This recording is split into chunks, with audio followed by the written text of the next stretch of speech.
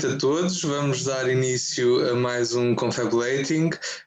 Hoje temos connosco uma das vencedoras do Call for Papers que o IHSHG organizou neste ano de 2021. Temos connosco Andrea Casselli, graduada em História, com mestrado em Ciências da Religião pela Universidade Católica de Pernambuco. Atualmente realiza o doutoramento em Ciências da Religião na Universidade Federal de Paraíba, sob orientação do professor Johnny Langer. É investigadora do Núcleo de Estudos Vikings e Escandinavos do Núcleo de Estudos Oitocentistas Belvidera e do Observatório das Religiões do Recife. Como área de investigação, tem a religião na literatura do século XIX e a história da religião na literatura. É também autora do livro Yami e Oshoronga, Tradição e Ancestralidade, que visa sobre os vestígios do culto feminino às feiticeiras africanas contidos em contos folclóricos e cânticos religiosos. É um prazer tê-la hoje connosco e passava-lhe a palavra então para nos apresentar a comunicação que traz hoje para partilhar connosco. Obrigada. Eu agradeço ao International History Students Historians Group pela oportunidade, pela iniciativa, principalmente do Call for Papers, dando oportunidade aos historiadores de todo o mundo para mostrar suas pesquisas. E também parabenizo os colegas que venceram o Call for Papers e recomendo aos espectadores que assistam o Confabulating dos colegas que também venceram o Call for Papers. O lema da conversa hoje é Religião e Contos Folclóricos Ocidentais no século XIX. Então, aqui eu trato da Europa continental e nórdica.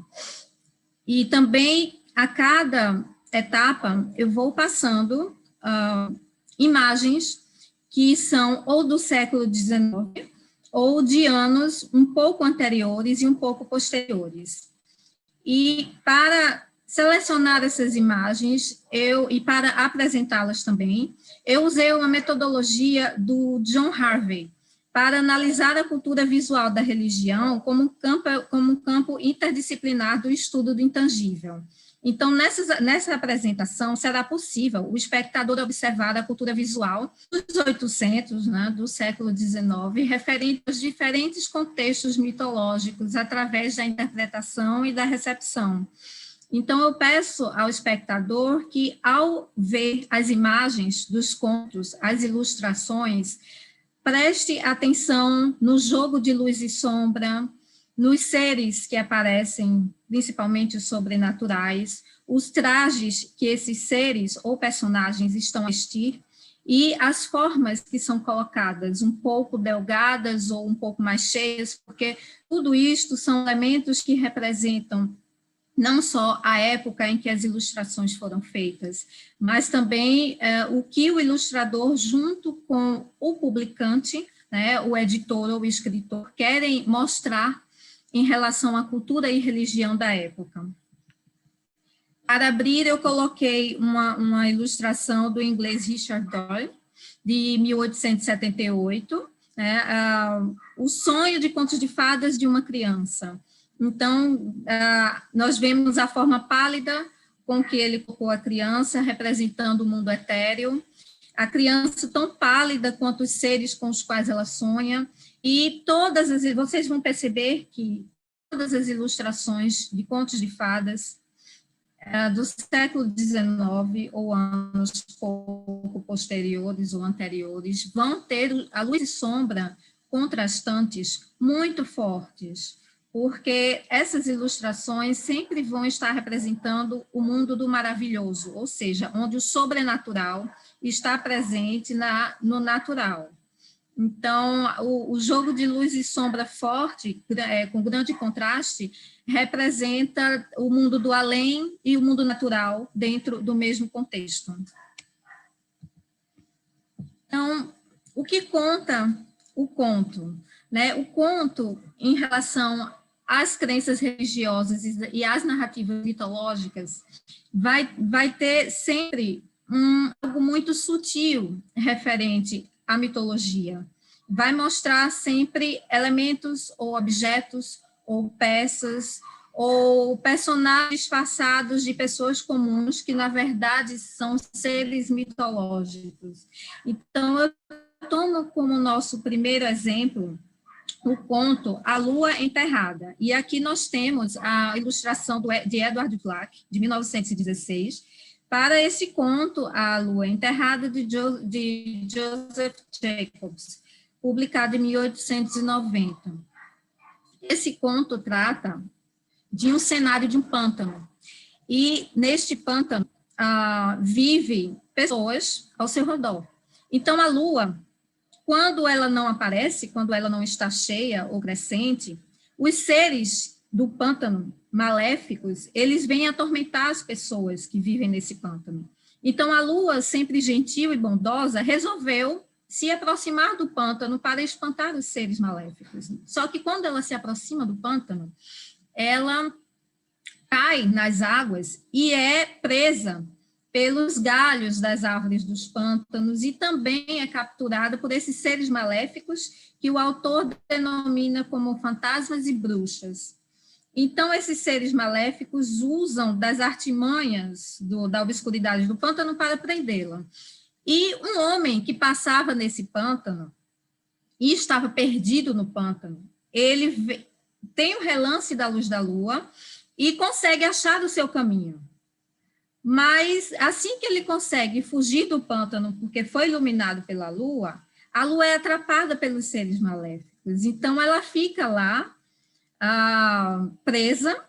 Esses seres maléficos colocam um caixão sobre ela, uma pedra em forma de caixão sobre ela, e um nó em forma de cruz, e a deixam embaixo dessa pedra e desse nó, lá no fundo do pântano, para que ela não saia mais de lá. E aí o mundo, no caso o mundo, né, dessa narrativa, o pântano, as pessoas ficam eternamente na noite, sem a luz da lua, e só tem a luz do sol, a noite fica totalmente escura, e aí as pessoas procuram uma mulher sábia, a mulher sábia da localidade, que não é retratada como bruxa pelo autor. E aí a gente tem uma diferença entre a bruxa, que é retratada como algo que vive no pântano, e a mulher sábia da população, a mulher sábia local, que é que vai ajudar essas pessoas a encontrar a lua. Então, a mulher sábia, ela usa de elementos, como uma panela, um espelho e um livro. E, através desses elementos, ela faz com que os homens do pântano procurem a lua. Eles acham a lua, e quando eles acham a lua porque eles encontraram uma pedra em forma de caixão. Eles viram que o nó era muito estranho, porque aquele nó parecia uma cruz, e viram um relance da luz da lua e compararam a luz de uma vela. E assim eles tiraram o nó em forma de cruz, o caixão, e conseguiram resgatar a lua. O que é que esse conto tem para nos dizer? Em forma de vestígio cultural e religioso de uma cultura. Esse conto é um conto do Reino Unido, das regiões do Reino Unido, que compreendem Escócia e Inglaterra, e ele traz para nós elementos religiosos dos 800 cristãos, como caixão, vela e cruz, mas ele também traz elementos pagãos, usados pela velha sábia, como a panela, o espelho e o livro. Então, o conto mostra elementos tanto pagãos como cristãos unidos para solucionar um problema cosmológico, que é o problema do desaparecimento da Lua, que nada mais é do que como podemos dizer, algo cíclico. A Lua desaparece por um tempo e depois volta, é o ciclo lunar. E este conto vem para mostrar como o imaginário dos 800 no Reino Unido popular encarava esse ciclo, né, de acordo com as crenças cristãs e pagãs que já permeavam aquelas localidades no começo do século XIX. Então, todo conto, a partir desse exemplo, todo conto podemos perceber que é um material, um documento, que pode ser material ou imaterial, se ele for contado, se ele for oral, que nos traz vestígios da mentalidade religiosa e de possíveis criações imaginárias de localidades, de populações. Aqui eu trago outro exemplo de mitos nos contos. Dessa vez é o exemplo norueguês. Aqui o personagem mais famoso da Noruega, que se chama Askeladden. Askeladden é uma espécie de Cinderela. É um rapaz pobre que consegue ascensão social, consegue prosperar através de suas aventuras. Não vejo acerto em chamar Askeladden de Cinderela, mas só fazendo uma breve comparação para quem não conhece.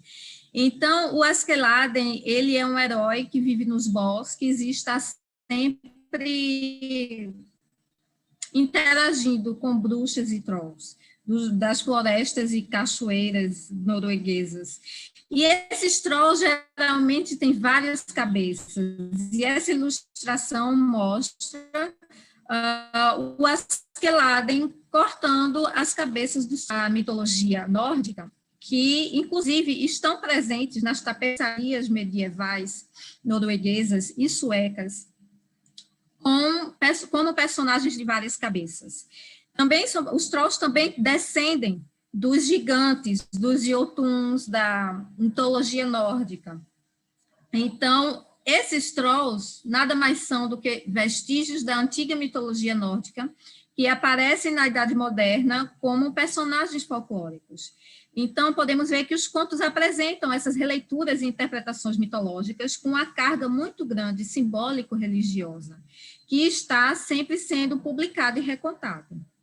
Os estudos dos contos ocidentais na história das religiões levam ao conhecimento mais profundo das tradições ocidentais e do diálogo interreligioso, visto que nesses contos noruegueses, como tomamos exemplo agora nessa ilustração, esses contos noruegueses têm muitos elementos cristãos. O diabo está sempre presente nesses contos, junto com os trolls, junto com as bruxas, junto com padres, junto com recitações de sermões em missas, de homilias. Então, sempre uma mescla de cristianismo com o paganismo europeu, no caso aqui desse exemplo, dessa ilustração, o paganismo nórdico, porque os 800, o século XIX, já mostra essa pluralidade religiosa ocidental, que vai ser retratada nos contos folclóricos ou contos de fadas. E aqui eu trabalho com o conceito de substrato etnocultural, proposto por Havilat em sua publicação de 2003. E ele vai explicar que o substrato etnocultural de longo prazo possui características que incluem dicção poética, ritmos, imagens, significados tradicionais, conceitos de sagrado, padrões de prática social, etc. Ou seja, os contos estão repletos de substratos etnoculturais, visto que temos personagens folclóricos que representam antigos personagens mitológicos. Temos objetos religiosos, como o que eu mostrei anteriormente, a panela, o espelho, o livro, o caixão, a cruz. E esses substratos, quando estão juntos, unidos em uma narrativa, eles formam uma estabilidade suficiente para ser algo culturalmente propriedade de uma sociedade. Então, eles servem como modelos mentais dinâmicos que formam elementos dos fundamentos tradicionais, folclóricos, que envolvem a religião. O substrato etnocultural ligado à religião identifica nos contos uma inclusão étnica, definida em relação ao sagrado. Ou seja, nessa ilustração, podemos ver o que mais de sagrado há na sociedade norueguesa dos 800, do século XIX, né? O fogo da casa. O Askeladden, que é o herói com a espada na mão, ele representa o fogo da casa, porque Askeladden, em norueguês, em idioma bokmål, que é não digo dialeto, mas a forma norueguesa mais usada nos dias de hoje, o Askeladden significa garoto das cinzas. etimologicamente, morfologicamente. Então, essa ilustração, quando retrata o Askeladden à frente do fogo que está na casa, à frente da fogueira, está mostrando justamente o que ele significa, né? O que há de mais primordial em um lar, o fogo. Então, o fogo da casa que destrói as sombras, que destrói o medo, né, que destrói o troll, que destrói o medo que o humano tem do selvagem, porque o troll é a representação do selvagem, o troll da floresta. Então, aqui nós podemos ver o que há de mais primitivo no imaginário folclórico e religioso norueguês, que é justamente o fogo da casa, espantando as sombras. E isso também faz muito parte da antiga religião nórdica. Quais seriam os princípios para a interpretação de uma narrativa que contém um mito? Então, o que o autor quer passar com a versão de um mito? Quando nós lemos um conto de fada, ou ouvimos um conto de fada, ou conto folclórico, posteriormente eu vou explicar a diferença entre um e outro, então nós temos que observar que este conto, se ele é um conto popular maravilhoso, provavelmente ele terá algo mitológico dentro dele. E o que é que o autor ou o contador quer passar com essa versão do mito, que é o conto? Em que e por que ele inova? Por exemplo, temos o mito de Brunhilda, né, que é uma história mitológica germânico-nórdica, que nós vamos ver depois no anel retratado no Anel dos Nibelungos, que no século XIX Wagner vai transformar em ópera. E, claro, nós temos várias versões de Brunhilda. A Bela Adormecida, por exemplo, é uma delas, que tem sua versão mais antiga italiana, Sol, Lua, Itália, que é uma versão mais antiga da Brunhilda. Alguns pesquisadores concordam com isso, outros não. Nós não temos como afirmar certas hipóteses acadêmicas em relação a Brunhilda e a Bela Adormecida, porque não há fontes suficientes para afirmações definitivas. Então, o que a época e a mentalidade coletiva expressam através de suas intenções? Ou seja, o que é que a ópera de Wagner vai expressar sobre Brunhilda? O que é que a Bela Adormecida do filme do século XXI, que está nos cinemas, vai expressar sobre Brunhilda? Temos que nos fazer essa pergunta. E o que o esquema permanente do mito passa através da sua reinterpretação no novo texto? Como o mito vai ser interpretado através, por exemplo, do texto de Wagner no século XIX. Brunhilda vira uma vítima do próprio pai, submissa à vontade do próprio pai, o deus Otano, ou Odin. Será que a Brunhilda é retratada nas séries e nos filmes do século XXI, ela é submissa a alguma figura masculina, como no século XIX foi retratada? Podemos nos fazer esses questionamentos. E, por último, eu proponho esta pergunta: qual o contexto histórico-cultural em que a nova versão do mito está sendo inserida? Por caso, para a gente perguntar, através das ilustrações como essa que nós vemos, feita por James Baldwin, em 1889, através de séries, de filmes, e de como esse mito de Brunhilda é retratado nos contos de fadas através dos séculos. Então, o mito de criação dentro do conto de fada. Alguns contos vão ter um mito de criação muito, muito perceptíveis. E aqui eu trago um exemplo de um conto norueguês sobre o mito de criação do mar. O conto explica por que o mar é salgado. Este conto ele é baseado numa narrativa do Kalevala, que é o livro de histórias lendárias finlandesas. E também é baseado no mito norueguês da criação do mar, onde o mar ele ganha o sal através de um moinho. Eu tenho a minha tese de doutorado baseada nos contos noruegueses. E tanto eu como meu orientador pesquisamos ilustrações norueguesas genuínas do século XIX e não encontramos. Esse mito não, me perdoem, este conto, ele é publicado no século XIX pelos folcloristas noruegueses Asbjørnsen Moe, porém, não encontramos ilustrações da época do século XIX sobre este conto.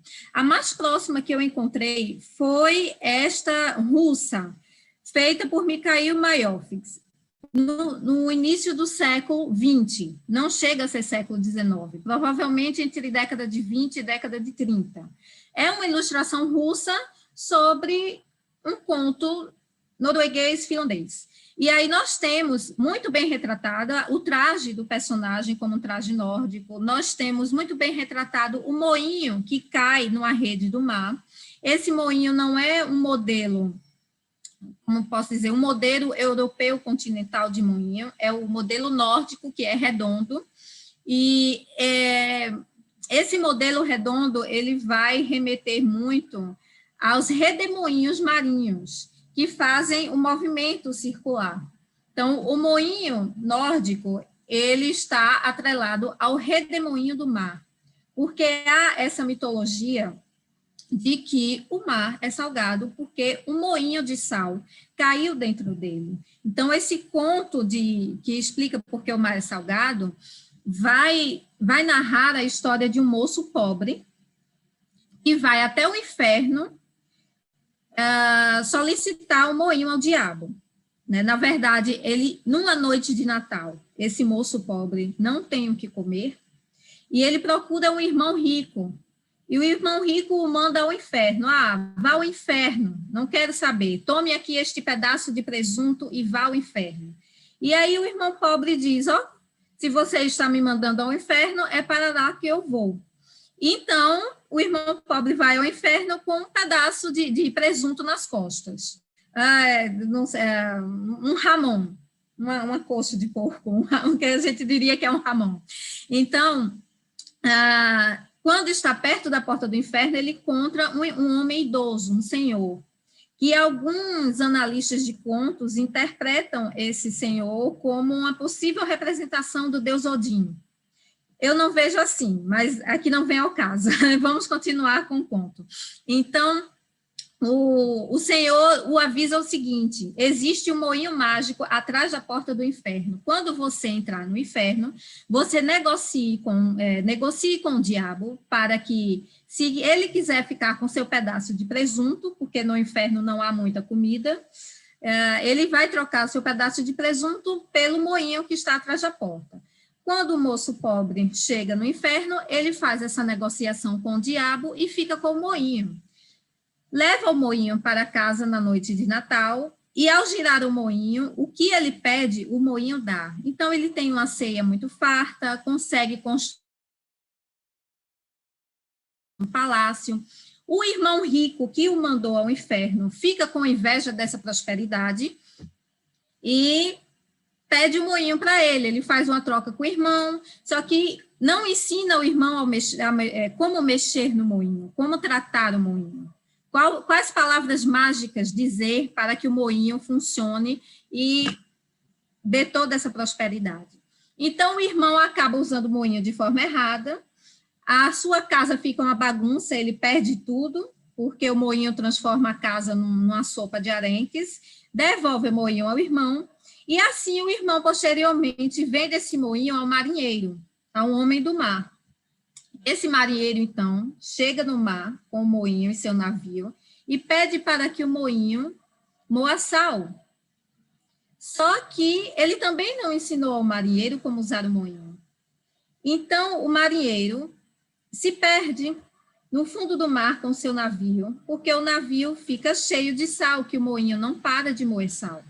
E assim é a resposta de por que o mar é salgado hoje.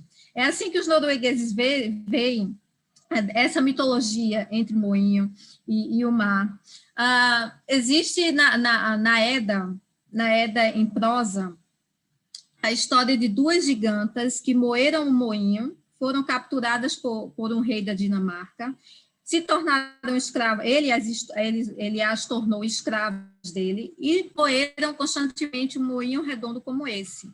Só que elas se revoltaram, porque elas eram gigantas, elas eram seres maravilhosos, enormes, e elas não queriam mais ser escravas. Então, elas fizeram uma rebelião com o guerreiro do mar para destruir esse rei que as escravizou. Então, eles derrotaram o rei e levaram o moinho para o mar, para o navio deste homem do mar que as ajudou a se libertarem. Então, essa história da Edda em prosa, eu digo da Edda em prosa e não da Edda poética, porque ela foi conservada na Edda em prosa. Na poética, existem problemas para identificar essa narrativa. Então, é uma história da primeira metade da Idade Média, e vai nos falar também desta mitologia do moinho e do mar, que foi retratada neste conto norueguês. Então, vejamos como está implícito e mesclado o conto com a mitologia local, né? Com a mitologia do local a qual ele foi criado, ele foi publicado. Então, tais embates causam o dinamismo necessário à criação, marcado pela instabilidade com efeitos cumulativos. Então, as histórias vão se acumulando através dos tempos e vão também sendo modificadas através das narrativas que chegam de outras localidades. Por exemplo, esse conto mistura a narrativa finlandesa com a narrativa norueguesa, e também mistura elementos cristãos e elementos pagãos, como o diabo, o deus, possivelmente o deus Odin, o moinho mágico, enfim, vários elementos mitológicos reunidos em um conto folclórico. E aí nós vemos também que, como em outros mitos de criação, temos a dualidade, como, por exemplo, a dualidade fogo e gelo, selvagem e civilizado, ordem e caos, noite e dia. Isso está sempre presente nos contos, porque os grandes contos folclóricos, os mais famosos, os mais conhecidos, em algum momento vão tratar do mito da criação. Podemos falar agora da estrutura narrativa dos contos, né? São sempre textos curtos e diálogos assertivos, bastante populares, que começaram a ser dinamizados, popularizados a partir do século XIX, mas encontram suas primeiras publicações já no século XVI. Mais adiante falarei sobre isso. Então, a imaginação que permeia esses contos tem um status cada vez maior na recepção deles, a partir da segunda metade do XIX, pois nenhum enredo é necessário para que o texto literário seja portador da sacralidade. Tal intrínseca permanece na imaginação humana, ou seja, os contos são curtos e é assim que precisam ser para as localidades nas quais eles estão inseridos, porque não há necessidade de um enredo bem elaborado para se inserir em uma narrativa as representações, as práticas, os artefatos que precisam ser estáveis o suficiente para serem reconhecidos naturalmente como culturais e religiosos. As sociedades, as comunidades, elas tentam garantir tal estabilidade com processos de reproduções fiéis, né, de contratransmissões. Do contrário, elas poriam em risco os conteúdos transmitidos, ou seja, as sociedades, principalmente as sociedades que não tinham grandes publicações impressas, elas tentavam sempre colocar as narrativas sendo contadas de forma muito parecida, de forma muito similar, de geração para geração. Tinha-se esse cuidado para que o substrato etnocultural, para que os contextos culturais não fossem modificados, para que a tradição fosse mantida. Isso quem explica muito bem é a autora Ruth Botheimer, em suas publicações de 2012 e 2013, e também os Aipes, que vai falar em várias de suas publicações sobre essa conservação da tradição nas representações. E aqui, por exemplo, nós temos essa ilustração de Ralph Robson, publicada na edição de 1913 do Conto Monte Élfico, do livro de Hans Andersen, né? O livro de contos de fadas de Hans Andersen. E aqui nós podemos ver contos nesse livro de Hans Andersen que tratam de elfos, somente de elfos, o mundo dos elfos. Então, o paganismo ainda é intrínseco, muito intrínseco no século XIX. Essas publicações do século XIX são extremamente influenciadas pelo movimento romântico. É um movimento romântico que vem valorizar a tradição vernacular, contra a tradição clássica, que vem principalmente com a ideia de nacionalismo. E aqui nós temos que lembrar que autores como os Grimm e os próprios noruegueses Asbjørn Seymour, eles não seguiram uma trajetória isolada, eles foram, sim, apoiados por governos nacionalistas que buscavam fazer com que impérios fossem criados e crescidos. Então, por exemplo, nós tivemos a Guerra Franco-Prussiana, a partir da qual o Império Alemão começou a crescer, e tivemos também a Guerra Dano-Prussiana, que foi um conflito para decidir com qual império ficariam as terras da Dinamarca, principalmente do sul da Dinamarca. Foram guerras de cunho nacionalista, em que os governos se aliaram a esses escritores, a esses folcloristas, para fazer com que o povo começasse a ter uma ideia nacional em suas mentes, em sua imaginação, em seu dia a dia. Então, esses folcloristas e autores e coletores de contos, eles estavam seguindo uma agenda governamental, uma agenda nacionalista. Os Grimm tiveram muito prestígio na elite prussiana, porque eles foram os grandes gramáticos, os grandes detentores do conhecimento linguístico, gramático, folclórico, para que o nacionalismo alemão pudesse nascer. Então, no século XIX, há o início da discussão acadêmica também, sobre os contos e as publicações em massa. Haja vista que a prensa, a publicação de livros no século XIX aumentou muito. O folclore e as manifestações religiosas populares dão o tom da sacralidade por meio de objetos, festas, celebrações coletivas, narrativas compartilhadas e expressões artísticas. Então, o antiquarismo, que alcançou grande sucesso no século XVIII, ele não está mais sozinho, porque além do antiquarismo, nós temos coleções de contos folclóricos, nós temos novas gramáticas com novos idiomas. Por exemplo, a Noruega se liberta da Suécia, da Dinamarca, e cria idiomas noruegueses novos. Né? Um novo idioma germânico surge.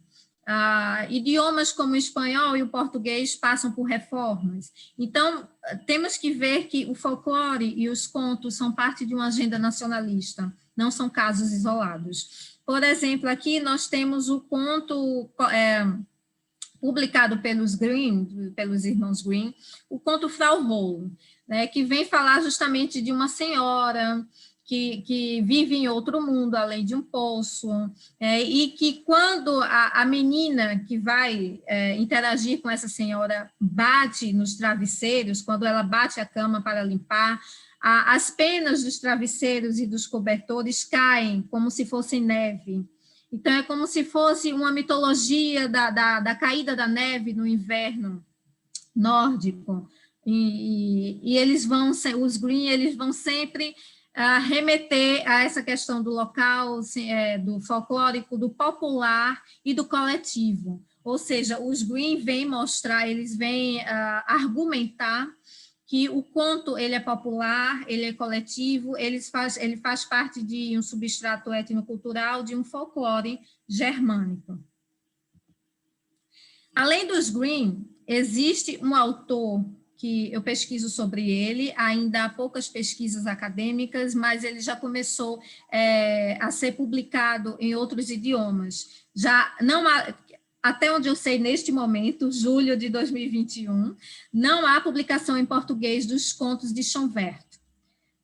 Franz Xaver Schonwerth, que foi um autor descoberto por acadêmicas, pesquisadoras universitárias, professoras universitárias, descoberto no ano de 2012, muito recente, foram descobertos os manuscritos de Schonwerth, e já tem textos dele publicados em espanhol. Infelizmente, eu ainda não vi em português. E aqui eu trouxe uma xilogravura do artista Michel Mathias Pretsch, relativamente recente, de 1960, que foi um presente pessoal dele para o Museu da Cidade de Amberg, e que é retratada pelo Instituto Schonwerth. Hoje em dia já existe o Instituto Schonwerth na Alemanha. E o Schonwerth foi coletor também, como os Green. Mas eu, como pesquisadora de Schonwerth, eu desconfio que ele não teve um apoio da elite, como os Green tiveram.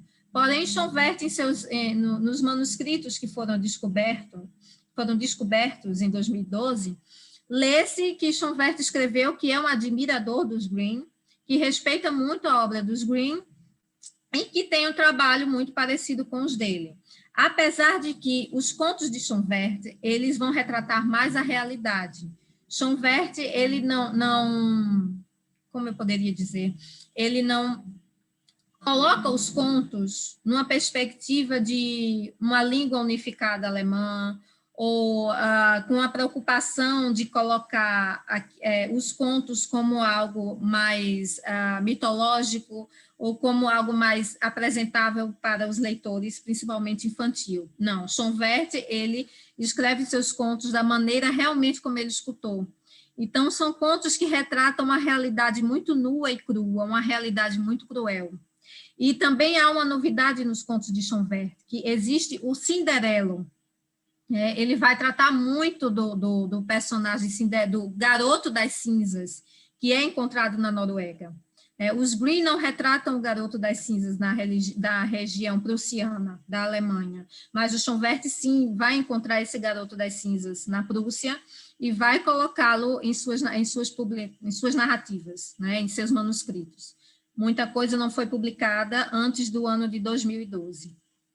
Então, eu trago esse exemplo de Schonwerth para a gente ver que, além dos Green, há outras coisas na região prussiana do século XIX, e que também há outros personagens que não foram, infelizmente, retratados no período nacionalista alemão, como o Garoto das Cinzas.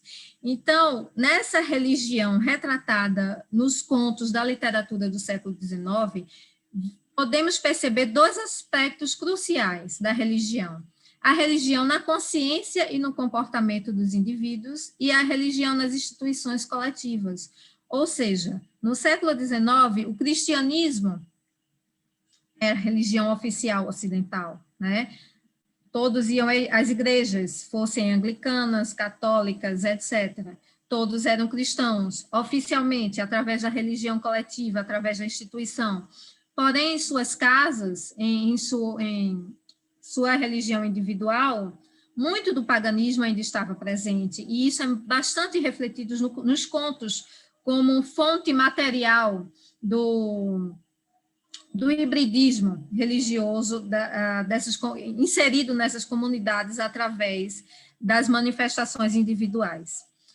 A coexistência de diferentes opções religiosas, porque no século XIX já vamos ter Madame Blavatsky, esoterismo, e aí diferentes opções que chegam do Oriente contribuem para essa pluralidade. Então, o pluralismo entre o discurso secular e os vários discursos religiosos nos quais o folclore é inserido contribuem para que esses contos tomem outros formatos e tenham enredos modificados, através de discursos religiosos que se encontram e se mesclam. Neste contexto, a literatura não é só um agente do conhecimento religioso, mas também de forma passiva, já que reflete em suas narrativas individuais e coletivas as sociedades interreligiosas e os tratos políticos. Ou seja, muita coisa está nos contos além de uma narrativa.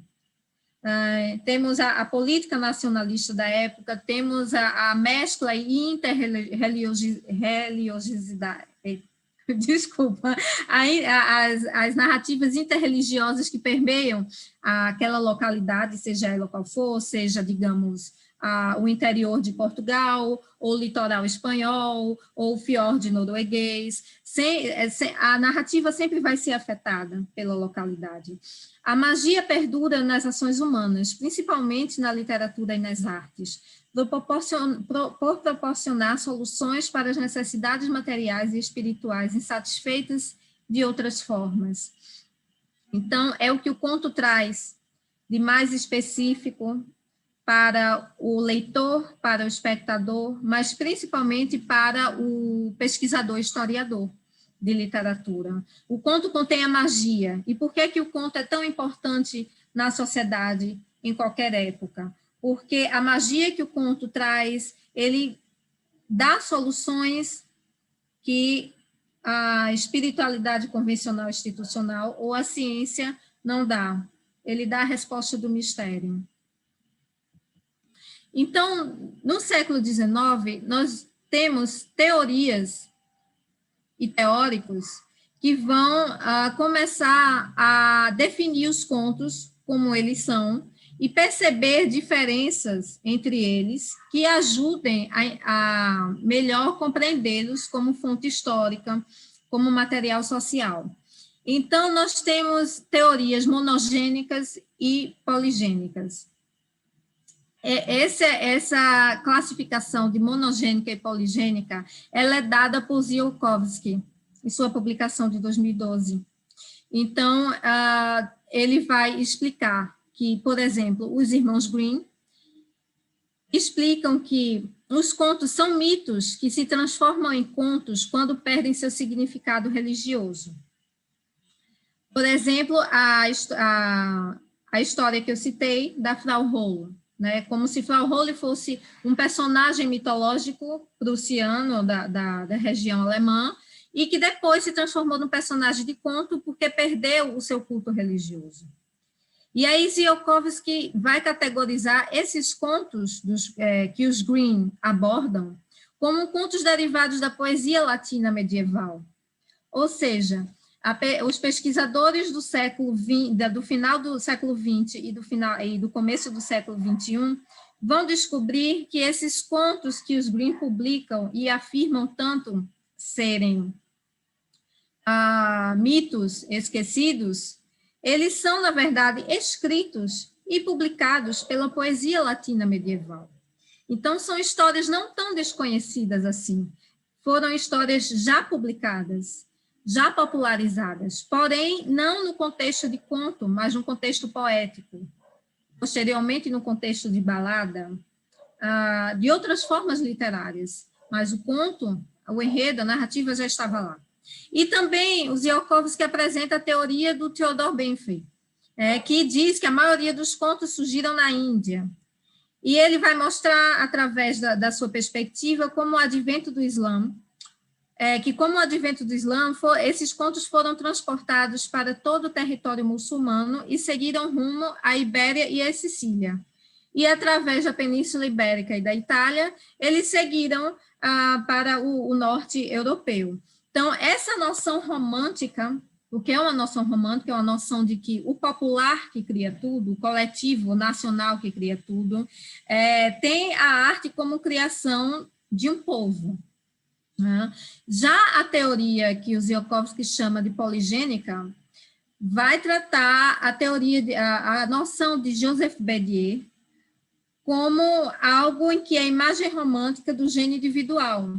E essa teoria de Joseph Bédier já é um pouco tardia, ela já vem após a teoria dos Grimm, e ela já encontra o romantismo numa época em que os grandes autores românticos já eram conhecidos, como, por exemplo, Hoffmann, que já tinha publicado nessa época O Vaso de Ouro, os Grimm já eram conhecidos, Hans Christian Andersen e etc., Goethe, ou Novalis, enfim, esses autores, essas obras românticas individuais já eram conhecidas quando Bédier lança sua teoria.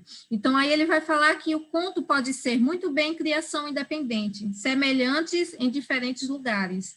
E ele combina a participação da criação individual com a participação da elite cultural, em detrimento da ideia de criação coletiva e folclórica por parte do povo. Ou seja, Bédier já vai dizer que o conto é uma combinação do interesse da elite cultural com autores individuais que publicam essas histórias ao gosto da tradição local. Então, temos essas duas teorias muito fortes no século XIX sobre os contos. E, após isso, nós temos as principais teorias do século XX. Existem muitas teorias. Aqui eu estou abordando apenas algumas, que são as mais relevantes para o nosso estudo.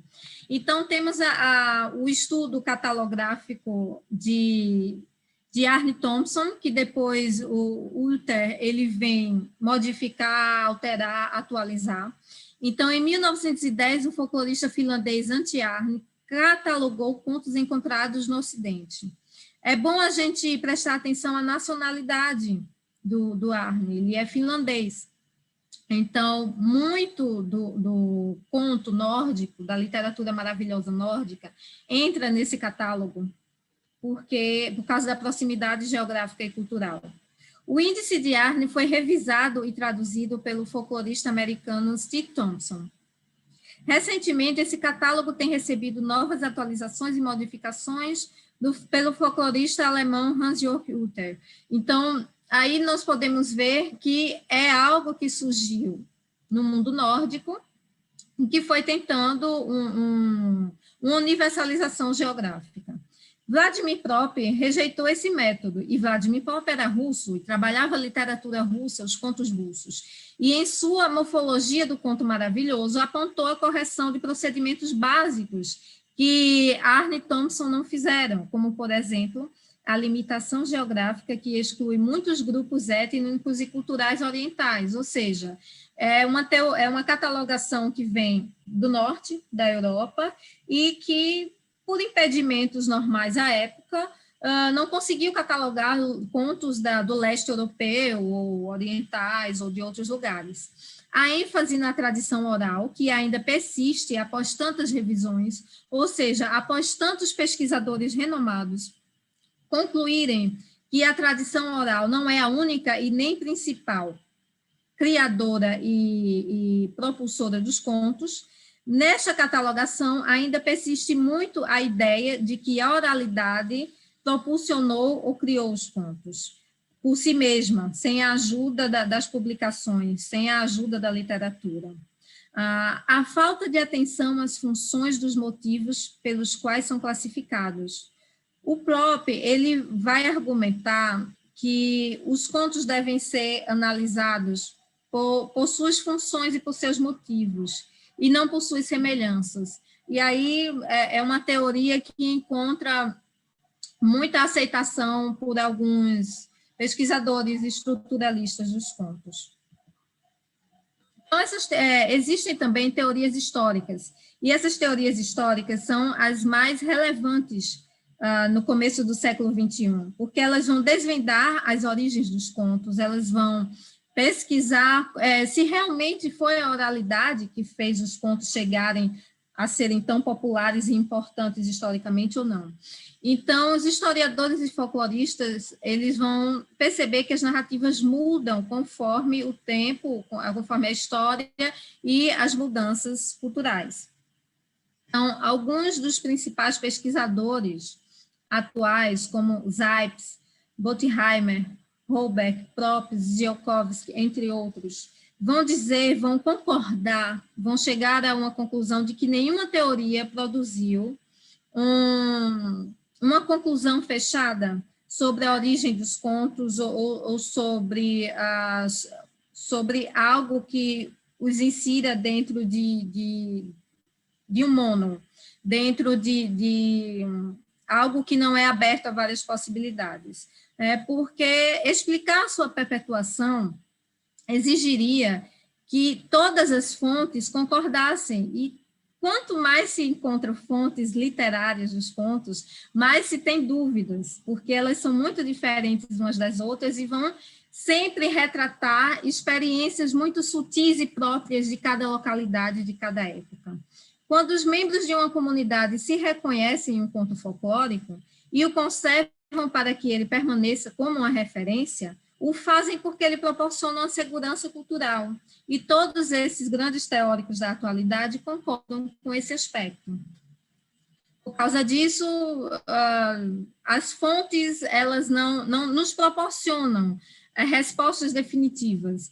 Quanto mais fontes encontramos de contos, quanto, por exemplo, em 2012 foram encontrados os contos de Schönwerth na Alemanha, que nos gerou mais dúvidas do que certezas, porque os personagens de Schönwerth são diferentes, são únicos, são repletos de mitologias que ainda não eram conhecidas na área prussiana, alemã. Então, cada vez que surge uma nova fonte, novos contos, novos autores descobertos em museus antigos ou bibliotecas antigas, mais dúvidas e mais variedade de argumentos e elementos mitológicos são encontrados. Podemos ver nessa gravura, por exemplo, do Anel das Fadas, do Richard Doyle, de 1875, o jogo de luz que está sempre presente nas ilustrações dos contos, né? O claro e o escuro em aspectos diferentes, em dualidade, porque representa sempre o mundo natural e o mundo sobrenatural. Então, aqui nós vemos o mundo natural na escuridão, nas folhagens escuras, e o mundo sobrenatural na claridade, onde tudo que é maravilhoso se revela. Então, as ilustrações dos contos vão sempre trabalhar com esse conceito de dualidade. Então, nós podemos, a partir desses autores que já foram citados, podemos compreender as ideias deles sobre contos folclóricos e contos de fadas. Qual a diferença entre essas narrativas? Eles também e únicas sobre isso. Então, o Jack Zipes, na sua obra de 2000, vai dizer que os contos folclóricos orais se transformam em contos de fadas a partir das interpretações e publicações individuais. Ou seja, o Zipes nos diz que o conto é folclórico, que o conto é produto do coletivo, do povo. Porém, quando eles são escritos por um autor e publicados em livros, em folhetins, que seja, eles se transformam em contos de fadas porque receberam interpretação individual. Já a Ruth Bottenheimer, a partir de 2009, vai publicar suas considerações afirmando que contos folclóricos refletem um sistema de cultura específica em seu cotidiano. E que os contos de fadas têm origem no romance medieval, ou seja, a Bottenheimer ela especifica mais. Ela dá uma compreensão mais detalhada sobre essa diferença. Então, ela vai dizer que os contos de fadas podem ser classificados em dois tipos, o de restauração e o de ascensão. O conto vem de uma elite, como eu posso dizer, ele vem de uma família real ou de uma família aristocrática. Por algum motivo, ele perde o seu status. Temos como, por exemplo, o conto da Cinderela, que é um conto de restauração, já que ela fazia parte da realeza e ficou perdida na floresta, e no final do conto ela volta a fazer parte da família real. E temos o conto de Ascensão, que é criado a partir de 1500, quando as famílias europeias já passam a ter membros mesclados na sociedade. Então, aí os contos de ascensão, que começam com protagonistas pobres, enriquecendo, prosperando através da magia. Então, sobre essa oralidade e o folclore, os Grimm transformam contos de fontes literárias em reflexões gramaticais e folclóricas contemporâneas, a partir de crenças burguesas sobre valores sociais. Ou seja, na verdade, o que esses autores como Jack Zipes e Bottenheimer colocam é que os Grimm, através de suas concepções burguesas, colocam os contos como produto do social, como um produto do coletivo, mas, na verdade, eles vêm de uma literatura mais antiga e de publicações mais antigas também. Então, temos a oralidade e as fontes primárias, que são objetos diferentes do mesmo histórico dessa literatura. No século XIX, já vamos ter a criação francesa do Gato de Botas, que é um conto de ascensão, porque o dono do gato, que era pobre, se transforma em um homem rico através de artimanhas e magia. Porém, o Gato de Botas, ele não é oral, ele é literário. E em suas pesquisas, o Ziolkowski, no começo do século XXI, já vai argumentar que existiam várias publicações do Gato de Botas na França no século XVII e no século XVIII, 2 séculos antes do 800. Então, nesse conflito entre oralidade e fontes primárias publicadas, nós vamos ter muito do estudo recente da historiografia sobre como os Grimm tiveram suas fontes coletadas através de famílias burguesas, perto da localidade onde eles viviam, né? E que essas famílias liam esses contos, elas tinham esses contos publicados em livros, não só em literatura já traduzida para o alemão, mas também em literatura original francesa e italiana. Né? Porém, como os Grimm estavam muito atrelados à agenda política nacionalista da época, talvez fossem impedidos de assumir origens francesas ou italianas dos contos por conta da Guerra Franco-Prussiana. Então, a política está muito envolvida nessa questão de publicação de contos, de folclore. As origens literárias dos contos, elas remetem às obras italianas, como, por exemplo, o Decameron e o Pentamerone, que são obras de 1600, 1700 e, inclusive, final de 1500. Então, alguns contos publicados pelos franceses, como, por exemplo, Perrault, vão resgatar esses contos italianos, contidos principalmente no Pentamerone. Aqui nós temos um exemplo de uma página do Pentamerone do ano de 1485, e também vão resgatar contos de outras localidades mais distantes, como a literatura maravilhosa indiana, por exemplo, que já é algo oriental e recebe uma transformação do islamismo antes de chegar à Europa a partir do século XVII. Então, como fica essa questão da oralidade na história dos contos? Então, qual o papel que a oralidade tem? Então, embora tenha havido muitas afirmações e suposições sobre o popular analfabeto produzir contos orais no início do período moderno, a evidência documental mostra ouvintes rústicos sendo os destinatários de histórias contadas ou lidas em voz alta para eles pelos alfabetizados, ou seja, esses contos já eram publicados, já eram escritos e lidos em voz alta no ambiente público ou coletivo. Então, os contos, eles não têm uma origem totalmente oral. Os contos têm, sim, uma origem literária e, muitas vezes, em algumas localidades europeias, também literária medieval. Então, diante de tudo isso, podemos fazer a seguinte pergunta: quais são as consequências de uma história dos contos baseada na transmissão de livros de autores nomeados? Então, primeiro, podemos ter a primeira hipótese de entendimento da retórica política e religiosa do século XIX, como, por exemplo, o governo prussiano, qual eu já falei. E também temos o entendimento da causa das semelhanças na formulação dos contos. Exemplo, Ziolkowski e Bottenheimer explicam que a memória popular foi invocada de forma mais famosa quando as narrativas francesas do final do XIX, de Chapeuzinho Vermelho, concordaram em todos os detalhes com o texto de Charles Perrault, de quase 200 anos antes. Ou seja, se fosse apenas uma transmissão oral, essas histórias não teriam combinado tanto. Combinaram porque elas foram lidas, relidas, e não contadas somente. Então, as reimpressões desses livros de contos revelam muito sobre as preferências do público. As pessoas compram livros que falam de sua condição social, cultural, religiosa, que lhes atrai de uma forma ou de outra, que seus amigos, conhecidos, parentes possam, acima de tudo, comprar livros que lhes agradem.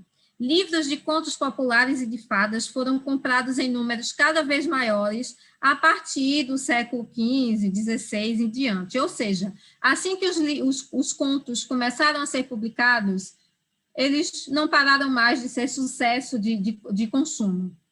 À medida que os contos de fadas eram comercializados para um público cada vez mais amplo, inclusive crianças, o aumento desses contos representava uma proporção crescente do conteúdo destes. Os motivos dos contos de fadas são encontrados em escritas indianas, chinesas, árabes, porém, o estilo ocidental de contar, de mostrar a cultura ocidental nos contos é peculiar e é extremamente artística para mostrar a história do Ocidente através não só das ilustrações desses contos, mas também através de cada frase, de cada personagem, de cada peça, de cada cenário e paisagem, que revela mitologias ocidentais presentes nessas histórias. Então, como considerações finais, podemos argumentar que a literatura exprime a realidade vivida.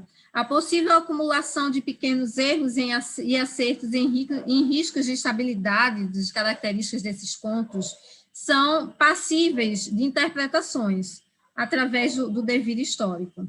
Interpretar a ficção maravilhosa dos 800 a partir de uma perspectiva das ciências da religião dá abertura à análise cultural dessas práticas religiosas. Então, a mística está presente nos contos através da metáfora, da presença do seu modo literário, da presença do elemento folclórico e dos vestígios religiosos da cultura popular e da cultura primária, que não esteve durante muitos séculos, principalmente até o século XIX, não esteve presente na religião institucional, apenas na popular e individual. O conto popular apenas porta rastros do sagrado, mas não é o sagrado. Ele conta vestígios do sagrado. E, diante disso, cabe à história das religiões identificar esses rastros para analisá-los a fim de identificar suas origens e seus significados. Mais uma vez aqui, uma ilustração com um jogo de luz e sombra muito forte, e uma ilustração do fim dos 800, 1899. Obrigada. Terminamos. Muito obrigado nós.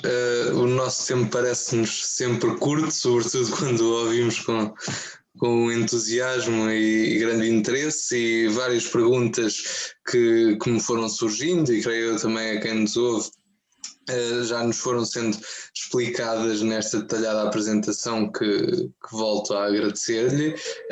Só falar das questões políticas transmitidas nos contos folclóricos já nos levavam quase a um semestre de estudos, políticas, culturais, e portanto, em jeito para terminar, deixava-lhe apenas uma outra breve pergunta, como por exemplo, na atualidade, a literatura acompanha a necessidade e produz narrativas curtas e precisas. Li isto no seu paper e foi uma frase que achei extremamente interessante, sobretudo se interligarmos com outras que também nos traz, como uma citação de Ezra Pound que eu acho de facto sublime, não é? A literatura é a linguagem carregada de significado, mas não faz questão de demonstrar os seus significados, a sua verdade. E já o Humberto Eco dizia que havia uma verdade em tudo, não era? E portanto refere também alguns no seu paper como maravilhoso, no contexto cosmopolita atual, abrange já uma cultura popular globalizante, inserida num mercado cultural globalizante, e de facto já não é apenas o espaço local com uma outra intervenção de origem diferente que traz alguns acrescentos, mas numa matriz igual, a que nos a que nos identificamos, e referiu há pouco, já no final da sua apresentação, que as pessoas compravam livros já há 200 anos e compram, e acrescento eu que compram livros que falem da sua proximidade. E os temas do sobrenatural continuam a ser grandes best-sellers no século XXI. Portanto, eu perguntava-lhe como é que vê isso. Será que nos continuamos a identificar? Será que esses contos ainda nos exprimem uma realidade com que nos identificamos? Qual é a sua opinião acerca dessa matéria mais atual? Como pesquisadora dos contos, eu acredito que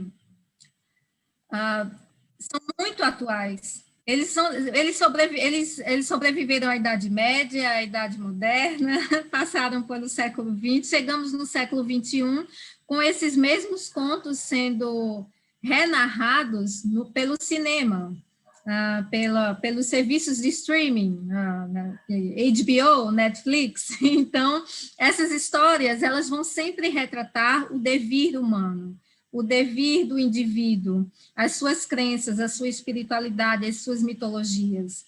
Pois tratei no começo da apresentação dos conceitos do autor, de um autor muito bem considerado no campo das ciências da religião, que é o Berger. E o Berger, ele fala que não existe total secularização, porque mesmo que as instituições religiosas caiam, as pessoas vão conservar as suas espiritualidades individuais, e as mitologias vão continuar existindo. E se as mitologias continuam existindo, esses contos também continuam existindo, porque a base para essas narrativas dos contos são as mitologias, principalmente as mitologias locais, regionais.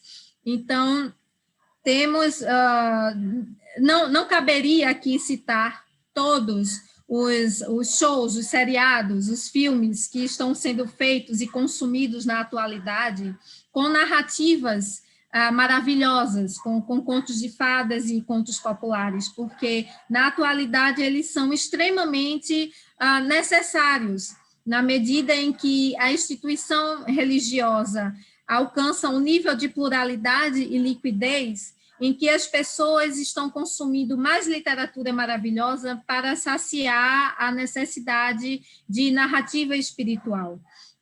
Então, acredito que sim, os contos estão ganhando novas reinterpretações através da recepção artística, e acredito que eles são muito importantes, eles são a base, principalmente, dos serviços de streaming atuais, né? A nova forma como as pessoas consumem entretenimento audiovisual está repleta de reinterpretação de contos de fadas e repleta de insinuações mitológicas nas narrativas.